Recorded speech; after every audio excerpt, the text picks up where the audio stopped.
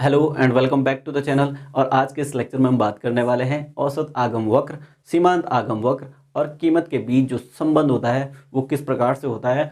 और हम औसत आगम वक्र और सीमांत आगम वक्र को भी देखेंगे कि किस प्रकार से बनते हैं। ये हम आज के इस लेक्चर में डिस्कस करने वाले हैं। पिछले लेक्चर में हमने डिस्कस करा था कुल आगम वक्र को, तो आप वो लेक्चर जरूर देख सकते हैं कि कुल आगम वक्र किस प्रकार से बनता है और आपको वो आगे काम आने वाला है। तो ये हम डिस्कस कर रहे हैं पूर्ण प्रतियोगिता में कि पूर्ण प्रतियोगिता में आगम वक्र किस प्रकार से बनते हैं और उनके बीच कैसे संबंध होता है, उसको डिस्कस कर रहे हैं। तो फिर शुरू करते हैं औसत आगम वक्र और सीमांत आगम वक्र और कीमत में संबंध को। तो फिर यहाँ पर क्या करते हैं, इसी टेबल की सहायता से हम एक वक्र बनाते हैं। तो ये आपका हो गया वाई एक्सिस और ये आपका हो गया एक्स एक्सिस, ये ओरिजिन हो गया आपका। ठीक, यहाँ पर देखो कीमत देखो, औसत आगम देखो और सीमांत आगम देखो, कितना है 20।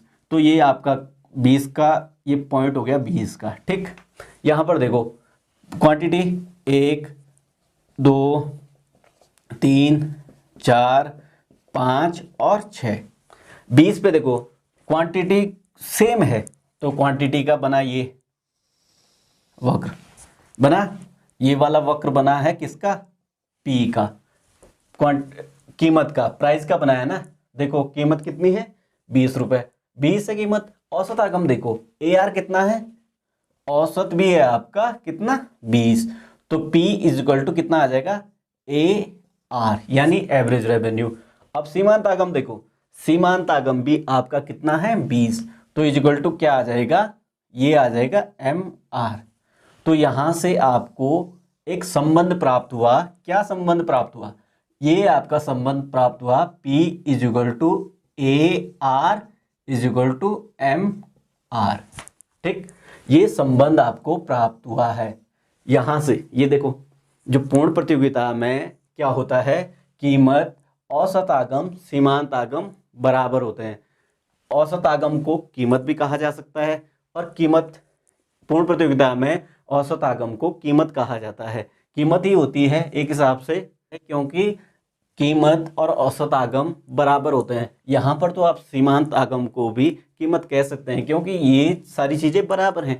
और पूर्ण प्रतियोगिता की हम बात कर रहे हैं, तो यहाँ पर क्या है, कीमत औसत आगम और सीमांत आगम का क्या है, बराबर हैं। तो इस प्रकार से ये फॉर्मूला आपके पास बनता है। कहीं कहीं पर क्या दिया रहता है, P is equal to M R is equal to A R.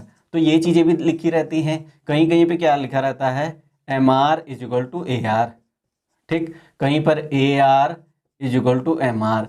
तो ये सारी चीज़ें आपकी सही हैं। और किस प्रकार से सही हैं वो आप ग्राफ में देख लो। ये सारी चीज़ें एक जैसी हैं, एक बराबर हैं। देखो कीमत भी एक जैसी है, औसत आगम भी एक जैसी है और सीमांत आगम भी एक जैसी है। और निकली कैसी हैं ये आपने पिछले लेक्चर में देख लिया है, किस प्रकार से ये औसत आगम वक्र और सीमांत आगम वक्र के बीच हमने संबंध को देखा। तो ये आपका क्या है, ये तीनों चीज़ें बराबर होती हैं।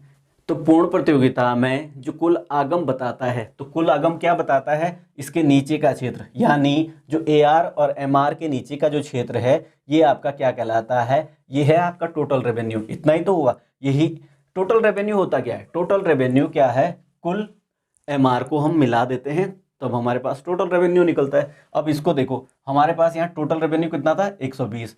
अब ये एम आर को भी मिला दो, एम आर को जोड़ो 20 20 20 20 20, ये कितना हो जाएगा, ये भी 120 हो जाएगा। तो कुल रेवेन्यू भी वही है। और अगर हम समेशन करते हैं इसका, एम आर का संपूर्ण जोड़ करते हैं हम सीमांत आगम का, तो हमारे पास कुल आगम प्राप्त होता है। तो इससे नीचे का भाग क्या कहलाता है, ये वाला भाग क्या कहलाएगा, कुल आगम। तो इस प्रकार से आपको समझ आ गया होगा कि औसत आगम, सीमांत आगम वक्र और कीमत के बीच क्या संबंध होता है। आई होप कि आपको ये लेक्चर समझ आ गया होगा। तो वीडियो को लाइक करें, अपने दोस्तों के साथ शेयर करें और चैनल पर नए हैं तो चैनल को सब्सक्राइब करना ना भूलें। धन्यवाद।